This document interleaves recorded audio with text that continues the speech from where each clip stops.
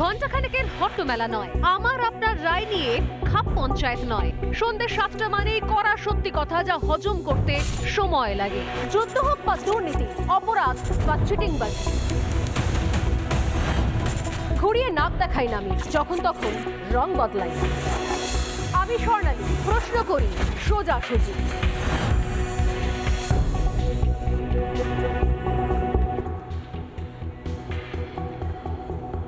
যুদ্ধ দেখেছি আমরা কুরুক্ষেত্রে, দুই পক্ষের যুদ্ধ, কৌরবদের সঙ্গে পাণ্ডবদের। সে ছিল ধর্মযুদ্ধ, অধর্মের বিরুদ্ধে ধর্মের লড়াই। এও এক ধর্মযুদ্ধ বটে, যে ধর্মযুদ্ধে অনেকগুলো অংশের অনেকগুলো জায়গার দাবি দাওয়া লড়াই সামনের সারিতে চলে এসেছে। বিনা যুদ্ধে নাহি দেব সূচাগ্র মেদিনী, এই থেকে মহাভারতের মহাযুদ্ধ শুরু হয়েছিল। যুদ্ধ ছাড়া 1 ইঞ্চি জমি কেউ কাউকে ছেড়ে দেয় না। আর রাজনীতিতে প্রশ্নই ওঠে না। হাতের মাত্র কয়েকদিন সময়, তারপরে গোটা দেশ ভোটের লাইনে দাঁড়াবে। আগামী 5 বছর কার হাতে থাকবে দেশের ভার, সেই রায় দেবে জনতা। গোটা দেশের পাশাপাশি এই বাংলাতেও ভোট যুদ্ধের সরগরম। বাংলায় 42টা আসন, শাসক তৃণমূল কংগ্রেস 42টি আসনে প্রার্থী ঘোষণা করেছে। বিজেপি 2 দফায় বাংলার জন্য 38টি আসনে প্রার্থী ঘোষণা করেছে। এখনো 4টি আসন বাকি রয়েছে, কিন্তু লড়াই কঠিন। যে ক্ষমতায় রয়েছে, যে শাসকের চেয়ারে বসে রয়েছে, যখন যে রাজ্যে, তাদের ক্ষেত্রে পাল্লা ভারী থাকে, এই মিথ অনেক আগেই ভেঙে গিয়েছিল। 2011 সালে পালা বদলের আগে 2009 সালে যদি আমরা একটু ফিরে যাই স্মৃতিতে, পিছন দিকে যদি হাঁটি, তাহলে মনে পড়বে 2011-র সেই ঐতিহাসিক পালা বদলের আগে 2009-এর লোকসভা নির্বাচন কিন্তু সেই স্পষ্ট ম্যান্ডেট, অর্থাৎ জনমত, জনগণের রায় বুঝিয়ে দিয়েছিল যে এবার পরিবর্তন দুয়ারে। কোথাও কি তারই পুনরাবৃত্তি হতে চলেছে? নিঃসন্দেহে রাজ্যে শাসক দল বলছেন যে তো আর রাজ্যের সরকার বদলের ভোট নয়। একেবারেই তাই, রাজ্যের সরকার বদলের ভোট নয়, এটা তো বিধানসভা নির্বাচন নয়, এটা লোকসভা নির্বাচন। এই লোকসভা নির্বাচনে লোকে ঠিক করে নেবে যে দেশের ক্ষমতা থাকবে কার হাতে, দেশ চালাবেন কে। এই বাংলার মানুষ এই ভোটের যুদ্ধে, ভোট ময়দানে অনেক প্রার্থী দেখেছে, সেলেব প্রার্থী দেখেছে, বহিরাগত প্রার্থী দেখেছে। বাংলার মানুষ চিনতে শিখেছে কে কাছের, কে দূরের, কে পাশে থাকবে, কে নয়। আর এবার তাই 24-এর ভোট ময়দানে যে সন্দেশখালি নিয়ে সরগরম হয়েছিল গোটা দেশ, ভোট যুদ্ধে সেই বসিরহাট লোকসভায় তৃণমূলের হাজি নুরুল ইসলামের বিরুদ্ধে বিজেপির প্রার্থী হলেন ঘরের মেয়ে, বাড়ির পাশের মেয়ে, একেবারে ভূমিকন্যা রেখা পাত্র। কে রেখা পাত্র? সন্দেশখালির প্রতিবাদী মুখ, প্রতিবাদী চরিত্র। কিন্তু লড়াইটা কি এতই সহজ? এক্ষেত্রে প্রতি মুহূর্তে আরও অনেক কঠিন কঠিন চ্যালেঞ্জের সম্মুখীন হতে হবে ঘরের মেয়েকে। শুধুমাত্র সন্দেশখালি নয়, গোটা রাজ্যেই। কিন্তু শাহজাহান বাহিনীর দাপটের সঙ্গে যারা চোখে চোখ রেখে লড়াই করতে শিখে গেছে একবার, তাদের কাছে বোধহয় কোনো লড়াই আর কঠিন নয়। প্রথমে শোনা যাক সন্দেশখালীর বিজেপি প্রার্থী রেখা পাত্র প্রথমবার রাজনীতির ময়দানে পা রেখে কি বলছেন।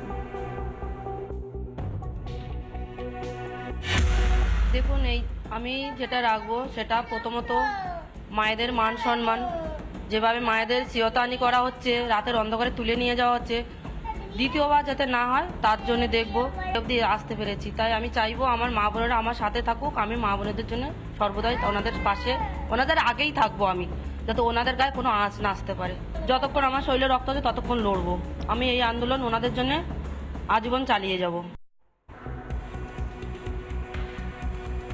রেখা পাত্র বলছেন যে সন্দেশখালীর মায়েদের মেয়েদের জন্য যে লড়াই শুরু করেছিল সেই লড়াইটা থামবে না, এবং তার সঙ্গে সন্দেশখালীর ছবিও আমরা দেখেছি। সকাল থেকে আজ দোলের দিন, সেখানে সবাই রেখা পাত্রর হয়ে আনন্দে ভেসেছে, রং মেখেছে।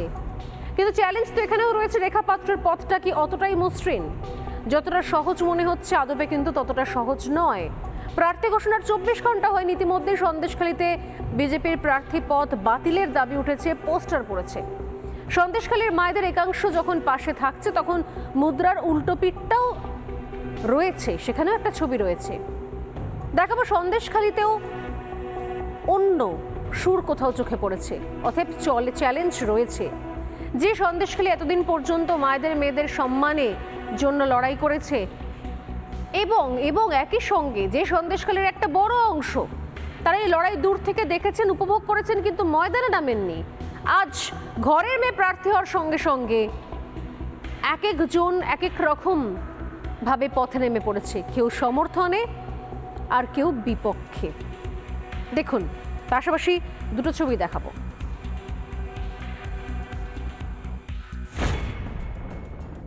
আমাদের প্রতিবাদে যে আমাদের হয়ে দাঁড়িয়েছে, মানে সে আমাদেরই একজন, আমাদেরই মতন অসহায়, খুব নিরীহ, মানে খুব নিরীহভাবে তাকে অত্যাচার করা হয়েছিল, খুব অত্যাচার করার ফলে, যার ফলে আজকে সে দাঁড়াতে পেরেছে এবং আমরা দাঁড়িয়েছি, যে যে অন্যায়ের বিরুদ্ধে রুখে দাঁড়িয়েছি তার হয়ে যে দাঁড়িয়েছে, এবং আমরা আগামী দিনে জিততে পারলে আমরা আরো খুশি হব।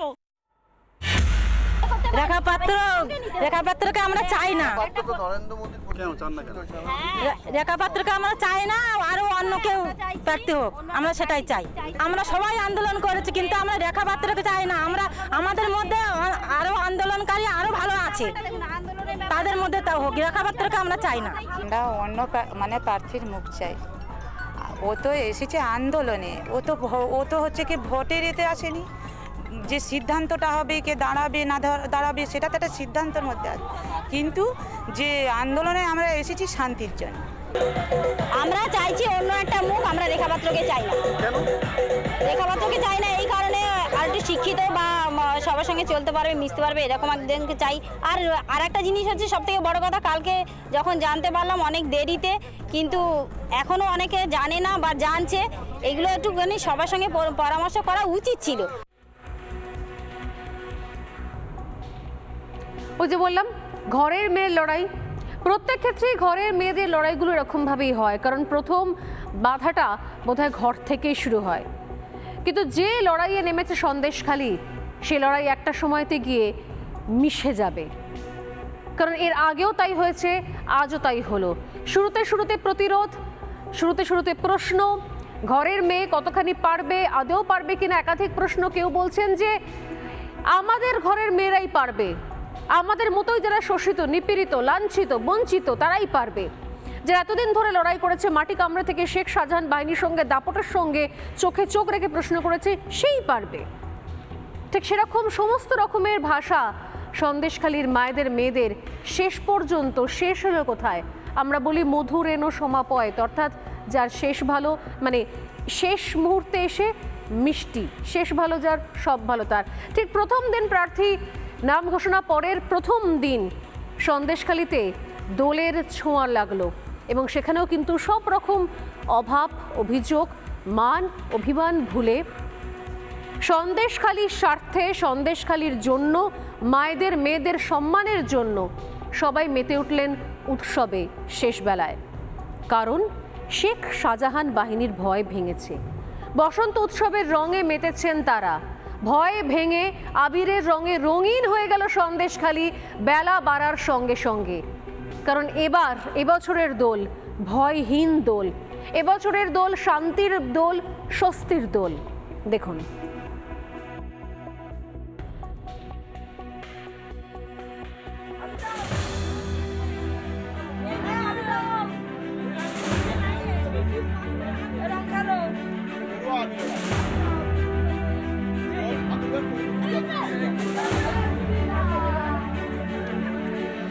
ভীষণ আনন্দ করছেন আজকে একটা আনন্দের দিন। তো আমার প্রশ্ন, এতগুলো বছর কি আপনারা এইভাবে মন খুলে দোল খেলতে পারতেন? কোনোদিনও পারিনি, এই সবে প্রথম বছর মন খুলে দোল খেলছি। কেন পারেননি? কেন? এত শেখ শাহজাহানের ভয়ে। বাড়ি থেকে বেরোতেন কি? না, বেরোতাম না, দোলে দিলে বেরোতাম না। আজকে এই প্রথম বছর সবে রং খেলছি, খুব আনন্দ করে খেলছিল। কেন বেরোতেন না? কেন? কি শাহজাহান শেখের ভয়ে। হ্যাঁ। আপনারা কি এতগুলো বছর বাড়ি থেকে বেরিয়ে দোল খেলেছেন কখনো? বাড়ি থেকে বেরোতেন? না, খেলি। দোল খেলেননি? বাড়ি থেকে বেরোতেন দোলের সময়? না। আপনারা বেরোতেন না? না, এতদিন বেরোতাম না, বাড়িতেই থাকতেন। কেন? বাড়িতেই থাকতেন। শিবু হাজরা, শাহজাহান শেখ, উত্তম সর্দারের ভয়ে। কেন? কি করতো ওরা দোলের দিন? হুমকি দিত কোনো? হুমকি দিত, দোল খেলতে পারতাম না, ছেলেরা বার হতো, মেয়েরা। আপনারা বেরোতেন, মেয়েরা বেরোতে পারতো না? নীলাবির বাড়ালে ওখানে পাটি খেলা চলে যাবে, নীলাবির খেলতে হবে, অন্য আবির খেলা যাবে না, সেই জন্য আমরা বেরোবো। সবুজ আবির দিদি যাবি, সাহেবটি খেলতে হবে। উৎসবেও একটা রঙের আমেজ। হ্যাঁ, রঙে আমি সেখানে মানে উৎসবে একটা দলগত একটা একদম একদম একদম। অর্থাৎ এই দোলের দিনে কি এবারে প্রথমবার আপনারা বেরিয়ে দোল খেলছেন এভাবে? এর প্রথমে এই এত সুন্দরভাবে এবং এত আনন্দিত হয়েছি এখানে। আর এই সন্দেশখালী, বিশেষ করে নষ্টপাড়া, সর্দারপাড়া, এখানে এত দোলের উৎসব ছিল না। আগে অনেক কিছু ছিল না, এখন একটু একটু করে পরিস্থিতি বদলাচ্ছে।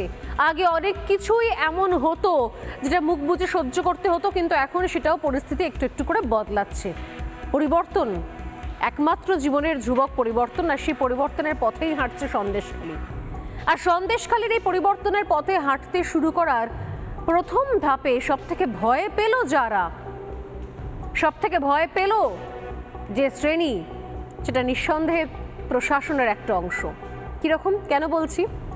যে সন্দেশখালীর লড়াইয়ের প্রথম দিন থেকে সামিল ছিল রিপাবলিক বাংলা, সেই রিপাবলিক বাংলার খবরের জেরে ওই সন্দেশখালীতে শেষ পর্যন্ত আজ জলের কল বসলো। এই জলের কল নিয়ে কত অশান্তি, কত অভিযোগ, কত যন্ত্রণার ছবি আমরা তুলে ধরেছি টানা একটানা। আজ সন্দেশখালীর দীর্ঘ সেই কভারেজের পর যখন সন্দেশখালীর ঘরের মেয়ে, নিজের মেয়ে যখন প্রার্থী ঘোষণা হয়ে গেল, যখন সন্দেশখালীর মায়েরা, মেয়েরা সবাই মিলে শেষবেলায় এসে এক সুরে কথা বলা শুরু করে দিলেন, রং খেলায় মেতে উঠলেন, ঠিক সেই সময় প্রশাসনও আর বাড়তি রিস্ক নিল না। তাই বসলো কলের জল এতদিন বাদে। দেখুন, রিপাবলিক বাংলার খবরের জের সন্দেশখালীতে, সেখানে এবারে জলের কল বসালো প্রশাসন। প্রায় 2 থেকে 3 বছর এখানে কল ছিল, কিন্তু জল আসতো না। এই খবর প্রথম সম্প্রচার করেছিল রিপাবলিক বাংলা, প্রথম দেখিয়েছিল এই সন্দেশখালীর বাসিন্দাদের তাদের কতটা জলের কষ্ট, সেই খবর প্রথম সম্প্রচার করে রিপাবলিক বাংলা। তারপরে নড়ে চড়ে বসে প্রশাসন। অবশেষে 2 থেকে 3 দিন হয়েছে এই কল কিন্তু বসানো হয়েছে, এবং গ্রামবাসীরা তারা প্রত্যেকেই ভীষণ খুশি। তারা বলছেন যে এই কল বসার ফলে তাদের জল কষ্ট অনেকটা হলে দূর হবে। এই যে কলটা দেখা যাচ্ছে, এটা কতদিন হলো বসানো হয়েছে? এই কলটা মানে 1 সপ্তাহ হচ্ছে, কলের পাইপটা বসিয়ে দিয়ে গেছে, আর গতকাল এসে কলটা ফিটিং করে দিয়ে গেছে। এর আগে তো এখানে কল ছিল, কিন্তু সেই কল থেকে তো জল পড়তো না, সে খবর তো আমরা দেখিয়েছিলাম। কল ছিল, জল ছিল না, আমাদের প্রাণ ছিল তো আহাত ছিল না, এরকম একটা ব্যাপার। সভাপতি খুলে নিয়ে গেছিল, তা জল মানে ধরটাই ছিল, জল ছিল না, তাই এখন করে এই দিয়েছে। এখন আপনারা খুশি? আপনারা খুশি? হ্যাঁ, আমরা খুশি। তা আমরা রিপাবলিক বাংলায় প্রথম এই খবরটা দেখেছি। রিপাবলিক বাংলাকে আমরা ধন্যবাদ জানাচ্ছি, শুভেচ্ছা জানাচ্ছি, আজকের হোলির দিনে শুভেচ্ছা জানাচ্ছি যে কালকের এই কলটা ফিটিং করে দিয়ে গেছে, আর আজকে রিপাবলিক বাংলা এসে তাদেরকে দেখাতে পেরেছি এবং আমরা খুব খুশি। সন্দেশখালী পথ দেখাচ্ছে, গোটা বাংলা সেই পথ দেখছেও। আজ আর প্রতিরোধের ভয় নেই। সন্দেশখালীর ঢেউ যেন আছড়ে পড়েছে সব জায়গায়। যেরকম অন্যান্য কেন্দ্রে গতকালই প্রার্থী তালিকা, দ্বিতীয় দফার প্রার্থী তালিকা প্রকাশ করেছে বিজেপি, যদিও সেক্ষেত্রে 4টে আসন এখনো পর্যন্ত বাকি রয়ে গেছে। কিন্তু বলছিলাম যে চ্যালেঞ্জ রয়েছে সব জায়গায়। যিনি চ্যালেঞ্জ নিতে অভ্যস্ত বড় পর্দায়, অন স্ক্রিন, সেই দেব, তিনি পর্যন্ত চ্যালেঞ্জের মুখে। দুবারের নির্বাচিত সাংসদ, ঘাটালের তৃণমূল প্রার্থী দেব, আর এবার তার বিরুদ্ধেই পড়ল পোস্টার। ঘাটালের স্কুল উন্নয়নের টাকা না দেওয়ার অভিযোগ উঠেছে। ঘাটালের সূর্যকুমার হেমাঙ্গিনী হাইত বালিকা বিদ্যালয়, সেই বিদ্যালয় মেরামতির জন্য 50 লক্ষ টাকা দেওয়ার কথা ঘোষণা করা হয়েছিল, কিন্তু প্রতিশ্রুতির সার। ঘাটাল মাস্টার প্ল্যানের মতো এরকম শত শত প্রতিশ্রুতি নাকি ছড়িয়ে ছিটিয়ে রয়েছে ঘাটাল জুড়ে।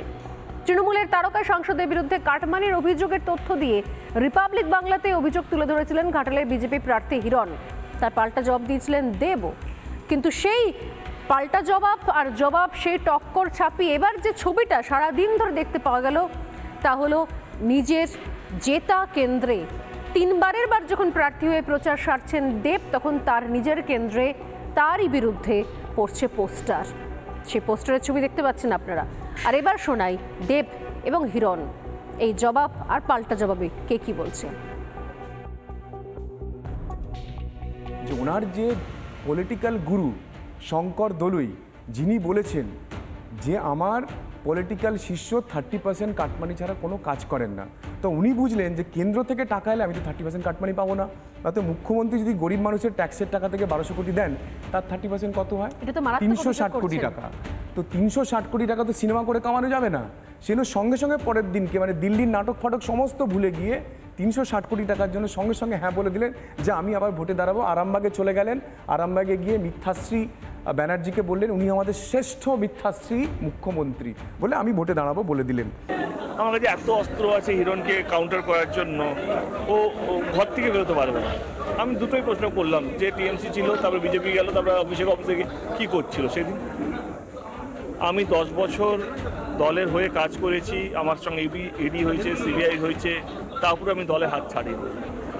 আজকে ওর কর্মীরা ওর উপরে কতটা বিশ্বাস করে জানি না, কিন্তু ওর কর্মীরা আমার উপরে বিশ্বাস করে টিএমসি ছাড়বে। যারা রয়েছেন এই মুহূর্তে আমার সঙ্গে এক করে আলাপ করে রয়েছেন বিজেপি মুখপাত্র অর্চনা মজুমদার, রয়েছেন অধ্যাপক দীপঙ্কর সরকার, রয়েছেন রাজনৈতিক কর্মী দেবব্রত রায় এবং রয়েছেন সিপিআই নেতা সৈকত গিরি। প্রত্যেকেই স্বাগত রিপাবলিক বাংলা এবং সোজাসুজি স্বর্ণালীতে। যতটা মনে করা হয়েছিল যে এই লড়াই এই এতটা মানে প্রত্যেক ক্ষেত্রে শাসক দল অনেক আগে থেকে অনেক বেশি কনফিডেন্ট ছিলেন, কিন্তু যত সময় যাচ্ছে দেখতে পাওয়া যাচ্ছে যে নিজের যে গড়গুলো রয়েছে সেখানেও কোথাও বিরুদ্ধতার পোস্টার। যেটা দিয়ে শেষ করলাম সেটা দিয়ে শুরু করা যাক। আমি অর্চনা দিয়ে এবং দীপঙ্করের কাছে আসবো। আগে ঘাটাল, যে ঘাটাল নিয়ে বলা হচ্ছিল যে দেব এত কনফিডেন্ট একবার রাজনীতি ছাড়া বা ধরা যাই হোক কিছু, তারপরও তার নিজের কেন্দ্র, সেখানে তার বিরুদ্ধে পোস্টার পড়ছে।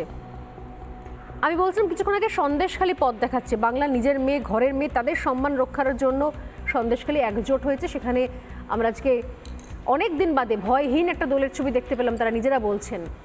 সত্যি সত্যি কি আসলে ভয় ভাঙছে? এবার যদি মানুষ নিজের ভোট দিতে পারে, সত্যি কি ভয় ভাঙা একটা অন্য ছক কোথাও ধরা পড়বে? অর্চনা দি। দেখুন, সবাইকে দলের শুভেচ্ছা জানিয়ে আমি স্বর্ণালীর কয়েকটা প্রশ্নের উত্তর দিচ্ছি।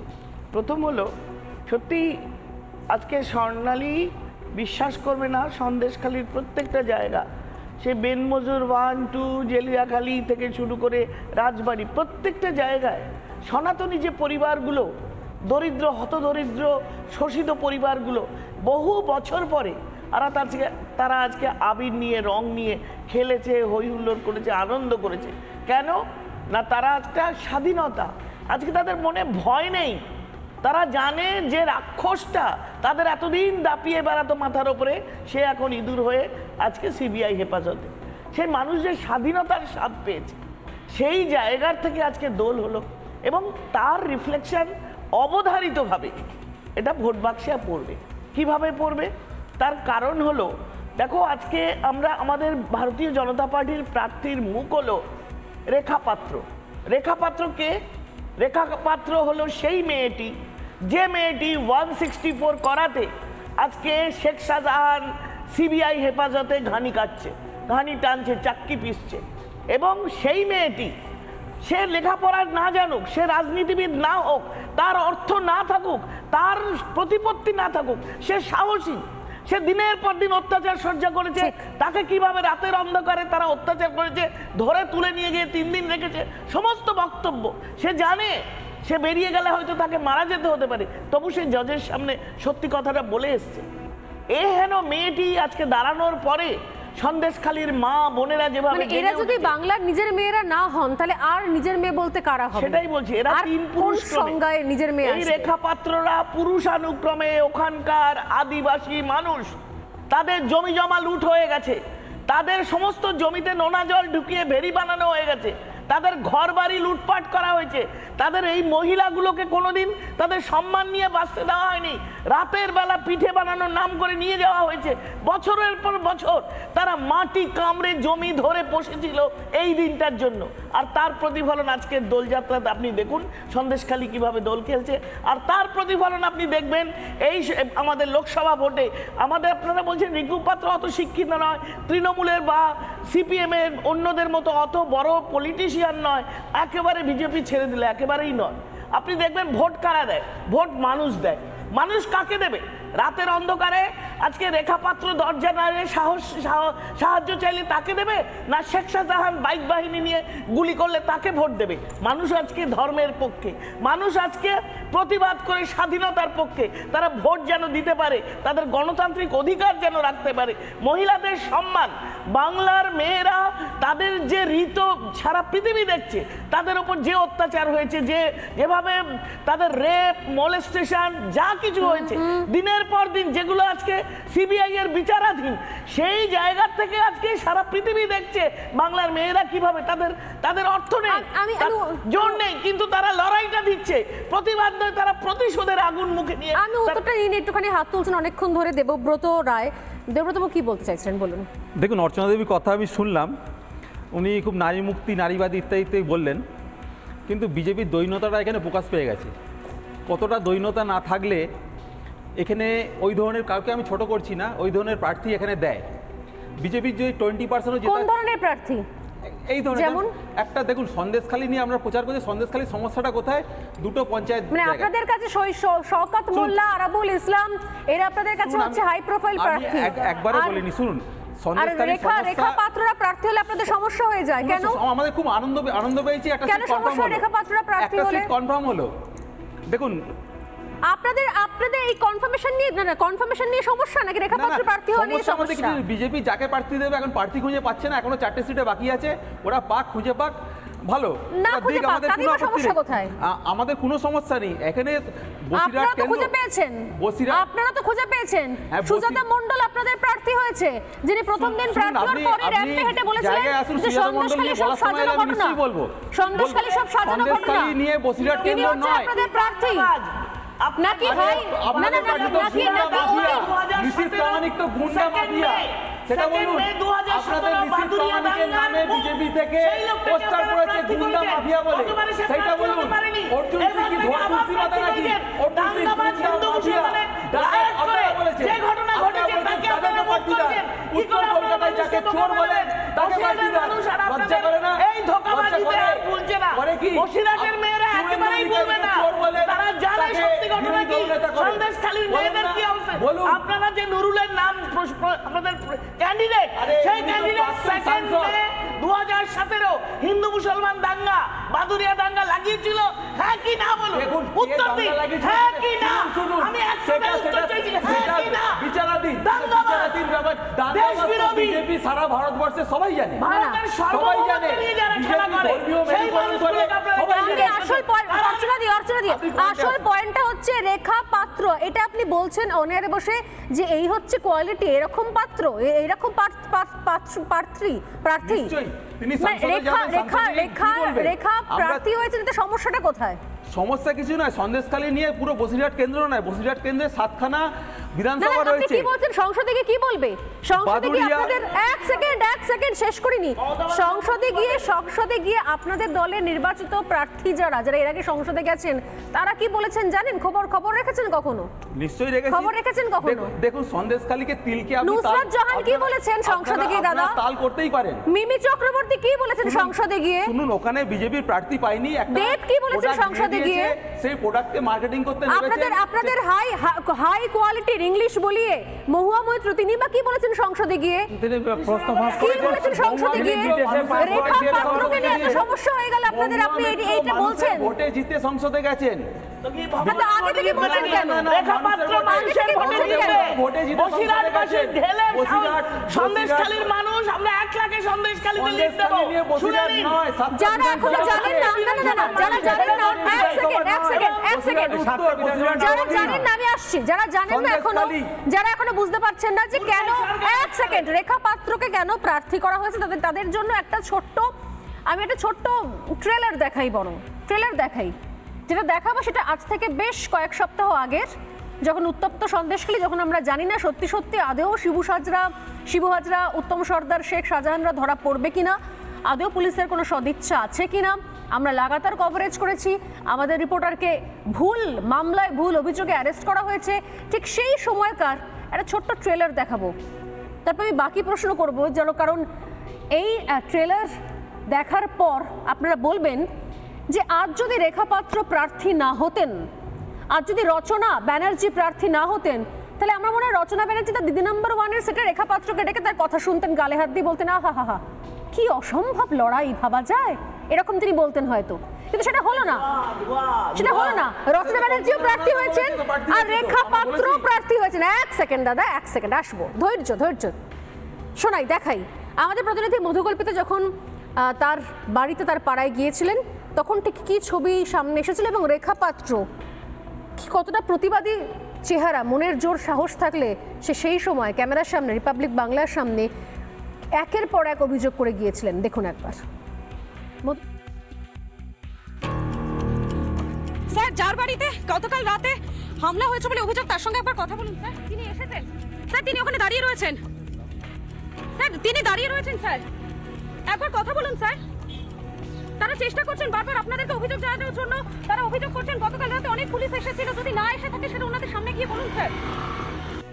দেখুন তো ঘটার করে ভেঙে কি করেছে, কালকে মদ খেয়ে এসে পুলিশ আসবে কেন আমার বাড়িতে, কিসের জন্য আসবে? এখানে যত শিবু হাজরা, শেখ শাহজাহান, উত্তম সর্দারের মতো লোকেরা মেয়েদেরকে তুলে নিয়ে তাদের ইজ্জত নিয়ে ছেলে মেয়ে ফেলবে, এবার পুলিশ অফিসারকে গার্ডের নামে পার্টি দিয়ে ভাঙচুর করবে, এগুলো কেন করেছে? এগুলো কেন ভেঙেছে? কারা ভেঙেছে? কালকে পুলিশ অফিসার এসেছিল, কাল রাত 10:30 11 নাগাদ এসে এইসব করেছে, 1-1.5 ঘন্টা ধরে বসে বসে হুমকি দিয়ে গেছে, আর এইসব করেছে। কাদের হুমকি দিয়েছে? বাড়িতে থাকলে তো আমাকে মারারি করে দিত। কে মার্ডার করতো? থানা থেকে পুলিশ অফিসার পাঠিয়েছে, থানা ছিল না, ভাড়া করেছিল, আমরা তো বুঝতে পারছি না। আচ্ছা কেন করলো এটা, কেন করলো? সব ভেঙে দিয়ে গেছে। হ্যাঁ কেন করলো, এগুলো ভেঙে দিয়ে গেছে। রাত্রে কে এসেছিল, কখন এসেছিল আপনাদের কাছে? কে এসেছিল আমরা তো জানি না। আচ্ছা শুধু ওনারা বলছে যে বড় বাবু আমাদেরকে পাঠিয়েছে। আমাদের সানা যদি বড় বাবু ড্রেসে এসেছে, হ্যাঁ পুলিশের ড্রেস এসেছে, মদ খেয়ে লোট, পায়ে জায়গায় পা নেই, মেয়েদের গাড়িতে মেয়ে পুলিশ আসবে, ছেলে পুলিশ কেন এসেছে, কিসের জন্য? আমরা মুখ খুলেছি বলে আমাদের মরতে হবে? পেতে লাঠি দিয়ে ফুটো করেছে, এগুলো একদম আপনি দেখুন, এগুলোকে হাতে ফুটো না পেতে লাঠির ফুটো, আপনি ভালো করে দেখুন, পুরো এখান থেকে পুরো এই অবধি পুরো পুলিশ গার্ড দিচ্ছে। আমি যদি কোনো দিকে না পালাতে পারি, কালকে তো আমি বাড়ি থাকলে মনে হতো আজকে আমাকে আপনারা আমার বডিটাকে দেখাতেন। কেন পুলিশ রাত্রেবেলা এসেছে, কেন দিনের পর দিন তাকে বাড়ি থেকে পালিয়ে বেড়াতে হয়েছে? রেখাপাত্র সেদিনও বলেছেন, এটা একটা ছোট্ট নমুনা ট্রেলার দেখালাম, গোটা রেখাপাত্র এপিসোড দেখাতে গেলে আজকে সোজাসুজি স্বর্ণালী শেষ হয়ে যাবে, কারণ এত লম্বা লম্বা ইন্টারভিউ রয়েছে ওনার আমাদের কাছে। এই সাহস যে মেয়েটি দেখিয়েছে সে প্রার্থী হওয়ার যোগ্যতা রাখে না, বরং যারা র্যাম্প শোতে হেঁটে মাথার উপর সানগ্লাস তুলে বলে কোথায় সন্দেশখালী, যিনি হুগলিতে গিয়ে বলছেন যেখানে কত ধোঁয়া, যে এত ধোঁয়া, এত কলকারখানা হচ্ছে, তারা হচ্ছে আসল প্রার্থী হওয়ার দাবিদার, রেখা পাত্ররা নন। দীপঙ্কর কি বলবেন? দেখুন, প্রথমত ভারতীয় জনতা পার্টি যে আদর্শ এবং নীতি নিয়ে তারা ভোটে লড়াই করে, আমরা পদ্ম দেখে লড়াই করি, আমাদের কাছে ব্যক্তির থেকে দল, জাতীয়তাবাদ, রাষ্ট্র বড়, কিন্তু আমাদের নির্বাচনে লড়াই করতে গেলে প্রার্থী লাগে। এবং রেখাপাত্র, আপনাদের কথা মনে থাকবে স্বর্ণালী, আমাদের একজন প্রার্থী ছিল গত বিধানসভা নির্বাচনে, চন্দ্রনা বাউরি, তিনি পরের বাড়ি কাজ করতেন এবং দেখেছেন বিধায়ক হওয়ার পরে তার এলাকায় কাজ করেন এবং তিনি নিজে মাথায় মাটি বইছেন ঝুড়ি নিয়ে এবং তার স্বামী মাটি কাটছেন এবং গ্রামের লোকরা তাকে সাহায্য করছেন। আমরা এরকম ধরনের লোক যারা সমাজের একেবারে প্রান্তিক মানুষ, যারা মানুষকে নিয়ে ভাবে, সমাজকে নিয়ে ভাবে, তাদেরকে প্রার্থী। রেখাপাত্র সম্পর্কে দিদি বলেছেন অর্চনা, আমি ওইদিকে যাচ্ছি না, কিন্তু রেখাপাত্র কার বিরুদ্ধে লড়ছে? হাজি নুরুল 2014 সাল পর্যন্ত তিনি বসিরহাটের এমপি ছিলেন, কেন তারপরে আমাদের দুজন এমপি মাঝখানে এলো? হাজি নুরুলকে তখন মমতা ব্যানার্জি প্রার্থী করেনি, কি বলেছিল বারাসাতের মিটিংয়ে, যে তোর নামে তো দাঙ্গার নাম জড়িয়ে গেছে, তুই কি করে প্রার্থী হবি? তারপরে প্রার্থী করেছিল, যে দুজনকে করলো, তারা দুজন হলো, একজন হচ্ছে নুসরত আর একজন হচ্ছে মারা গেছেন কিছুদিন আগে, এমএলএ ছিলেন, এমএ থাকাকালীন মারা গেছেন। এই যে তার রেখাপাত্রকে প্রার্থী করা হয়েছে, প্রান্তিক মানুষ, সে পিছিয়ে পড়া সমাজে হতে পারে, তার শিক্ষাগত যোগ্যতায় কম আছে। হাজি নুরুলের শিক্ষাগত যোগ্যতা কত? কাবিল পাস, অর্থাৎ মাদ্রাসায় ক্লাস 8 পাস করে সে এখানে এসে, সে যদি লোকসভার প্রার্থী হয়ে বসিরহাট থেকে যেতে পারে, তাহলে রেখাপাত্র সে তো অন্ততপক্ষে পশ্চিমবঙ্গের স্বীকৃত শিক্ষা প্রতিষ্ঠান থেকে পাস করেছে, যেটা আমরা সাধারণত পড়তে দেখি।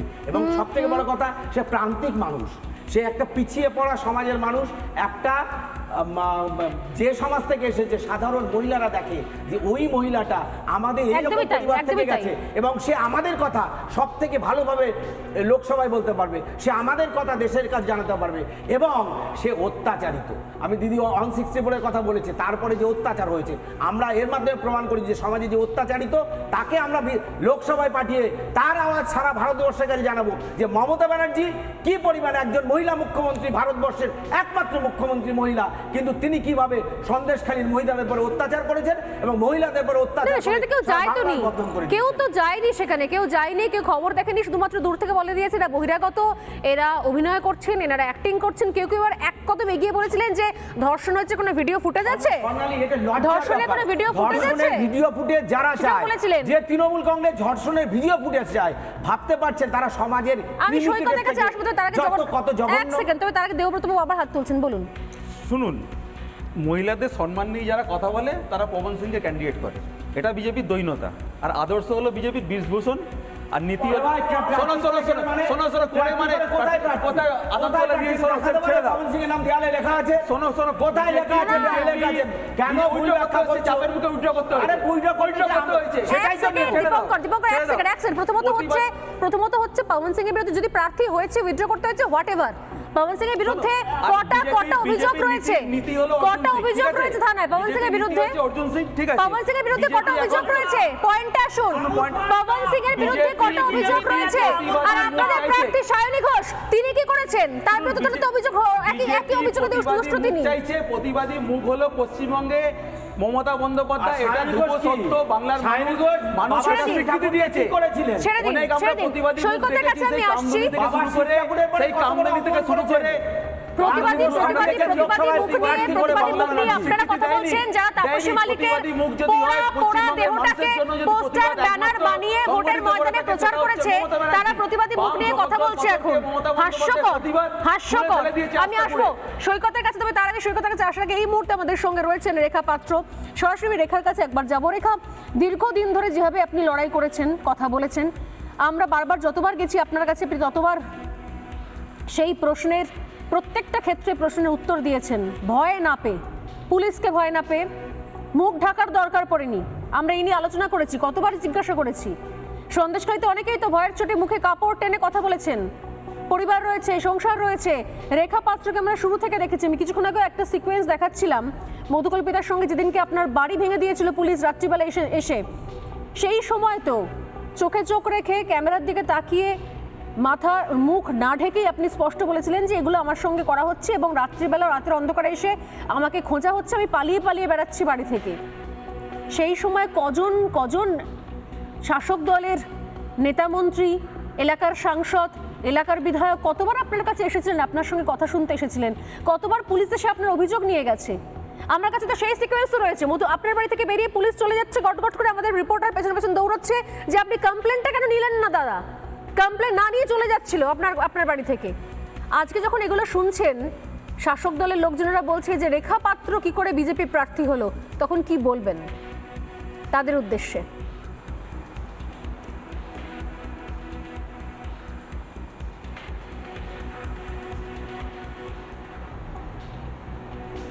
দেখো দিদি, আমি তো একটা কথা বলবো, আমাকে আমি প্রার্থী হওয়াতে যাদের অসুবিধা হচ্ছে তাদের তো অসুবিধা হবেই, কেননা এই রেখা পাত্র একবার মুখ খুলে ওদের এত কিছু এতটাই লোকসান হয়ে গেছে, আর একবার যদি মুখ খোলে আর কাজে যদি করে দেখানোর যদি চেষ্টা চালিয়ে যায়, তাহলে ওদের কোথা থেকে কোথায় ওরা পৌঁছে যাবে। এই মূর্খ রেখা পাত্রর জন্য ওরা কোথা থেকে কোথায় পৌঁছে যেতে পারে। ওরা শুধু এইটুকুই ওরা ভেবে ভয়ে আজকে আমার প্রার্থীর আসনটা ওরা যাতে বারবার কমপ্লেন জানিয়ে আমাকে সরানোর চেষ্টা চালাচ্ছে। কিন্তু আমি জানি আমার সাথে আমার সন্দেশখালী নয়, আমার বসিরহাট জেলার পুরো মা বোনেরা আমার সাথে আছে। আমি তাদের ভরসায় এখানে এসেছি, তারা আমাকে নিয়ে এসেছে বলে এসেছি। আমি আমার লড়াই আমি লড়ে যাব, আর আমি আমার মা বোনেদের লড়াই আমি তাদের ঘরে ঘরে লড়াই পৌঁছে দেব।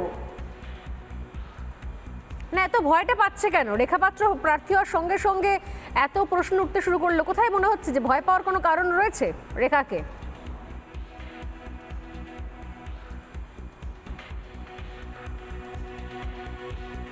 অবশ্যই একটা নির্যাতিত মহিলাকে তারা যদি বাড়িতে যদি পুলিশ পাঠিয়ে যদি মার্ডার করে দেওয়ার চেষ্টা চালিয়ে যায়, না পেয়ে ঘরের ভাঙচুর করছে, তার শ্বশুরমশাইকে তাড়া করছে, শাশুড়িকে তাড়া করছে, তাহলে তো তাকে প্রার্থী হয়ে গেলে তাহলে ওদের ভয় তো অবশ্যই ঢুকে যাবে ওনাদের, যে এই রেখাপাত্র প্রার্থী হলে আমাদের সাথে কি না করতে পারে। কিন্তু ওনাদের মনে ভয় আসছে কেন? আমি তো কারোর সাথে এরকম কিছু করতে চাইছি না।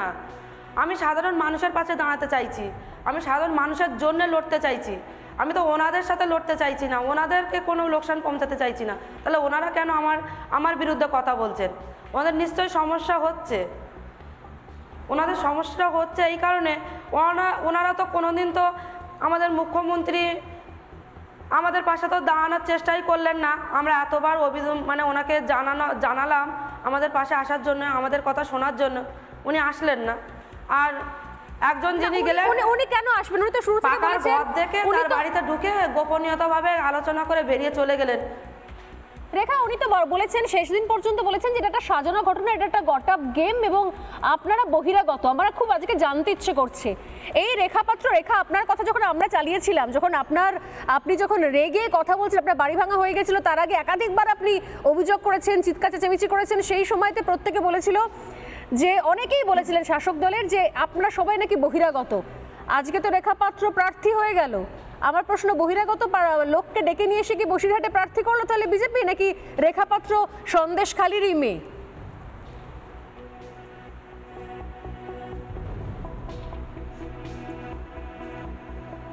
সেটা তো আজকের আমাদের মাননীয় মোদী সরকার মহাশয় যে আমাকে এইভাবে যে আমাকে টিকিট দিলেন, উনি কি একটা বহিরাগতর হাতে টিকিট তুলে দিতে পারেন? উনি তো একটা রাজ্যের সরকার, উনি তো একটা কেন্দ্রের সরকার, তাহলে উনি কি করে আমাকে আমার মতো একটা বহিরাগতকে টিকিট দেবেন? আমি তো বিনা ডকুমেন্টসে তো আমি তো টিকিটটা পাচ্ছি না, বিনা ডকুমেন্টসে তো আমাকে টিকিটটা দেওয়া হচ্ছে না। রীতিমতো হয়তো আমার কোয়ালিফিকেশন কম, কিন্তু আমি তো মানুষ, আমার তো আধার কার্ড, আই কার্ড সমস্ত ডকুমেন্টস দিয়েই তো তারপর তো আমাকে প্রার্থীটা ঘোষণা করেছেন উনি।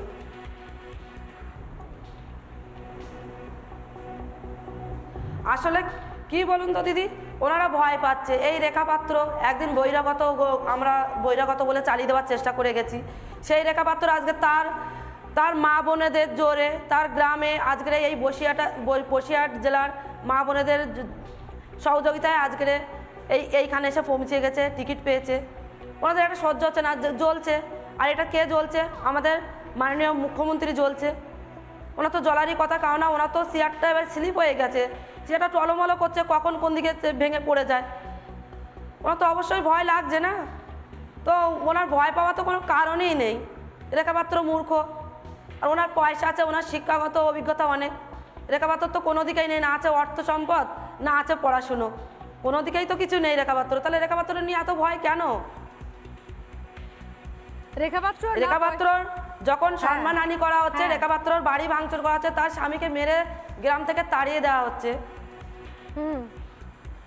তখন কোথায় ছিল মুখ্যমন্ত্রী? মুখ্যমন্ত্রী কোথায় ছিলেন? জোর করে ভোট নিয়ে নেওয়া হতেন কেন? আমরা কি আমাদের স্বাধীনতাকে আমরা নিজেরা স্বাধীনতার সাথে আমরা ভোটটা দিতে পারতাম না? উনি চুরি করে কেন ভোট নিলেন?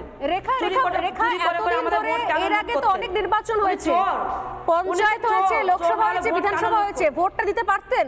আজকে না আপনি প্রার্থী হয়েছেন, আমি জানি না আপনি এবারে ভোট দিতে পারবেন নিঃসন্দেহে। এত বছর ভোট দিতে পেরেছেন রেখা পাত্র? না। হ্যাঁ, ভোটটা দিতে পেরেছিলেন এত বছরে? আমি তো 13 বছর ভোটার হয়েছি। আমি 13 বছরের মধ্যে একদিনও ভোট দিতে পারিনি, এক বছরও ভোট দিতে পারিনি। কারণ চোর আছে, চোর আমাদের পুরো মুখ্যমন্ত্রী তো চোর পুষে রেখেছেন। মাথায় গান ধরছে, বন্দুক ধরছে, ধরে ভোট নিয়ে নিচ্ছে। যদি কথা না শুনছেন, বাড়িতে গিয়ে তার স্বামীকে মার্ডার করে দিচ্ছে, তার ছেলেকে তুলে মার্ডার করে দিচ্ছে, দিয়ে খড়কুটোর ভেতর তার বডি লুকিয়ে রাখছে। দুদিন পরে উদ্ধার হচ্ছে কিনা এটা বিজেপি এই বডিটা নিয়ে মানে প্ল্যানভাবে কাজ করছেন। মার্ডার করার সময় তোমরা আপনারা মুখ্যমন্ত্রী মার্ডার করাচ্ছেন, মুখ্যমন্ত্রী সব করাচ্ছেন, তাহলে বিজেপির কেন এখানে নাম আসছে? বিজেপির নামটা কেন আসছে? বিজেপিকে সব জায়গায় ছোট করে উনি বড় হয়ে আজকের কি করেছেন? উনি কি সেই বিজেপি যেখানে গিয়ে দাঁড়িয়েছে সেখানে দাঁড়াতে পারবে? আদৌ পারবে না। সে দাঁড়ানোর পজিশনটা ওনার চলে গেছে। উনি এই মুহূর্তে সন্দেশখালী আসার মুখও ওনার নেই, আর আসলে কেউ ওনাকে অ্যালাউ করবে না। বেশ, তার মানে এখনো লড়াইয়ে রয়েছে। নির্যাতিত মায়েরা আজকের চোখের জলে, নাকের জলে হয়েছে, সেই চোখের জলের দাম উনি দিলেন না। বেশ, অর্থাৎ প্রার্থী হওয়ার পর এখন উনি এক জায়গায় ভুল করে ফেলেছেন। যেসব মায়েদের ওপর অত্যাচার করিয়েছেন, যেসব মায়েদের মান সম্মান টানাটানি করেছেন, সেই মায়েদেরকে মার্ডার করে দেওয়া উচিত ছিল। তাহলে মুখ খুলতেন না কেউ, না রেখা পাত্রের মতো মহিলা মুখ খুলতেন, আর না বিনা মাইতির মতো মহিলারা মুখ খুলতেন, না সাগরী দাসের মতো মহিলারা মুখ খুলতেন। এরা কেউই মুখ খুলতেন না। কিন্তু এখন রেখাপাত্র বোধহয় পথ দেখিয়ে দিয়েছে, রেখাপাত্ররা মুখ খোলা শুরু করে দিয়েছে। মুখ খুলেছি আমাদের মা বোনেদের।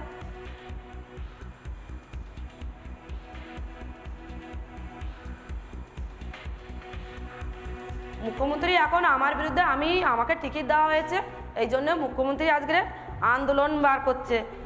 মানে রেখাপাত্রর কোয়ালিফিকেশন কম, রেখাপাত্র অর্থনৈতিকভাবে পিছিয়ে আছে। আরে অর্থ কি হবে, অর্থ কি হবে? দুদিন আগে যখন বাসন মাজতাম লোকের বাড়িতে রান্নার কাজ করতাম, ওনার গুন্ডা বাহিনীরা তুলে নিয়ে যেতেন। কাজ করতে হবে না, কোনো কাজ করতে হবে না। বাচ্চার অসুখ হয়েছে, বাচ্চাকে দেখতে হবে না, আগে যেতে হবে আমাদের কথা মতো, রান্না করতে হবে। ওখানে পার্টির লোকেরা খাবে, তাহলে আমাদের বাচ্চারা কি খাবে? আমাদের বাচ্চাদের মুখে কি তুলে দেবো সেটা দেখেছিলেন? দেখেননি কেন? তখন এসে দাঁড়াননি কেন? 500 টাকা, 1000 টাকা, আবার 1200 টাকা বাড়িয়ে দিয়েছেন। যেই মুখ খুলেছে সন্দেশখালী মা বোনেদের ভাতা, বয়স্ক মায়েদের ভাতা, বিধবা মায়েদের মানে বিধবা ভাতা, বয়স্ক বাবাদের বার্ধক্য ভাতা টোটাল বন্ধ করে দিয়েছেন, লক্ষ্মীর ভাণ্ডার বন্ধ করে দিয়েছেন। দিয়ে কি মনে করছেন ভোট আদায় করবে? ভোট শুনুন, আমাদের গরিব মানুষ, আমাদের সন্দেশখালী এবং বসিরহাটের মা বোনেরা, সমস্ত মা বোনেরা, বাবারা খালি পেটে থেকে উপোস থেকে লড়াই করতে জানে। 2 মাস বন্ধ করে দিয়েছে। কেউ মারা গেছে না খেয়ে? এমন কোনো আপনাদের কাছে খবর গেছে যে না খেয়ে মারা গেছে? মুখ্যমন্ত্রী টাকা দেয়নি, বেকার ভাতার টাকা দেয়নি, লক্ষ্মীর ভাণ্ডার টাকা দেয়নি, মরেনি। তাই ইলেকশন অবধি যতক্ষণ না ভোট হচ্ছে, এই লোকসভা ভোট যতক্ষণ না হচ্ছে, ততক্ষণ পুরো বসিরহাট জেলার মা বোনেরা সবাই বেঁচে থাকবে এবং বয়স্ক বাবারা যারা বিছনায় পড়ে আছে তারাও তাদের জীবনের সাথে লড়াই করবে। এই ভোট দেবেন, তারপরে ওনারা হয়তো ওনাদের শেষ নিঃশ্বাসটা ত্যাগ করবেন। ভালো লাগলো। কম পড়াশোনা জানা বলছে যে আমি মূর্খ, আমি কম পড়াশোনা জানি, কিন্তু এই রেখাপাত্রের সঙ্গে কথা বলে আমার ভালো লাগলো। অনেক ধন্যবাদ রেখা, শুভেচ্ছা রইল, অনেক শুভেচ্ছা রইল। সময় একদম শেষ, আমি খুব সংক্ষেপে সৈকতের কাছে আসছি। প্রথমত হচ্ছে দেখুন, টিকটক করা, সেলফি তোলা নায়ক নায়িকারা তারা যদি ভোটে দাঁড়াতে পারেন, আমার রাজনৈতিক ভিন্ন মতাদর্শের একজন প্রার্থী, তাকে আমি শুভেচ্ছা জানাই। 1, 2 হচ্ছে রেখাপাত্র হোক মমতা বন্দ্যোপাধ্যায়, মহিলাদের প্রতি কটূক্তির নিন্দা জানাই। আজকে প্যানেলে প্যানেলিস্ট যে মন্তব্য করেছেন এটা সঠিক নয়। দেখুন, বিজেপি কাকে প্রার্থী করবে সেইটা আমাদের কাছে ইম্পর্টেন্ট নয়। আমরা বিজেপি তৃণমূলের বিরুদ্ধে নীতির প্রশ্নে লড়াই করি। তাপস রায় প্রার্থী হতে পারে, অর্জুন সিং হতে পারেন, রেখাপাত্রও হতে পারেন, কিন্তু প্রশ্ন হচ্ছে চোর ধাপ্পাবাজ এই রাজ্যে সন্দেশখালীর শাহজাহানদের যারা শেল্টার দিয়েছে সেই মাথারা কবে জেলে যাবে? লড়াইটা রেখাপাত্র শাহজাহানের নয়, হিন্দু মুসলমানের নয়, লড়াইটা হচ্ছে ধর্ষক অত্যাচারী যারা অত্যাচার চালিয়েছে সেই অত্যাচারীর সঙ্গে অত্যাচারিত মানুষের। রেখাপাত্ররা প্রতিবাদী মুখ, কিন্তু এই রাজ্যে আনিস খানের পরিবার থেকে বিজেপি প্রার্থী করে না, রেখাপাত্রদের করে। তার মানে কোথাও না কোথাও রাজনীতির ময়দানে দাঁড়িয়ে অপরাধীদের ছাড় হয়ে যায়। তাই আজমসি, সারদা, ভারদা, রোজভ্যালি চোরেরা জেলে যায় না। বিজেপি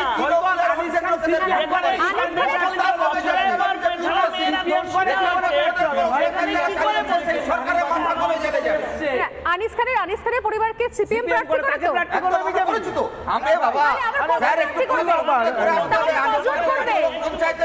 ভাই একজনকে কজন প্রার্থী করবে? সন্দেশখালীকে তো সিপিএম প্রার্থী করে না, আনিস খানের পরিবারকে করে। তা একজনকে দাঁড়িয়ে বলে দেব, বালিতে তপন দত্তের স্ত্রী অঞ্জিকেশ মহাপাত্র, শিলাদিত্য থেকে শুরু করে আনিস খানের দাদা প্রার্থী আমরাই প্রতিবাদী মুখ করেছি। দলের স্ট্যাম্প লাগাইনি, লাল ঝান্ডার স্ট্যাম্প লাগাইনি। অম্বিকেশ মহাপাত্র থেকে বালিতে এক লাইন সিপিএম এর বেড়াল ঝুলি থেকে বেরিয়ে গেছে। ঠিক আছে, আপনাদের দলে আছে তো তাপসনাটা আছে তো অভিষেকটা আছে তো ক্যান্ডিডেট করেছে, নিজে দাঁড়িয়ে প্যানেলিস্ট বলছে। আমাকে কি বলছেন? রঙের চোর নেতারা রঙের দলাদলি থাকবে, কম্পিটিশন থাকবে, ভোট হবে। জানি না যদি এবার সন্দেশখালী একদম সময় শেষ, একদম সময় শেষ। এক লাইন শোন, বিজেপি কিভাবে খুঁজে দেখুন আজকে পশ্চিমবঙ্গের মধ্যে নদিয়াকে ইনক্লুড করেছে কারা? কৃষ্ণনগরের রাজবাড়ি, সেই রাজবাড়ির রাজমাতা দেখতে 13 বছর তারা দেখলো যে আজকে এই লড়াই থাকবে।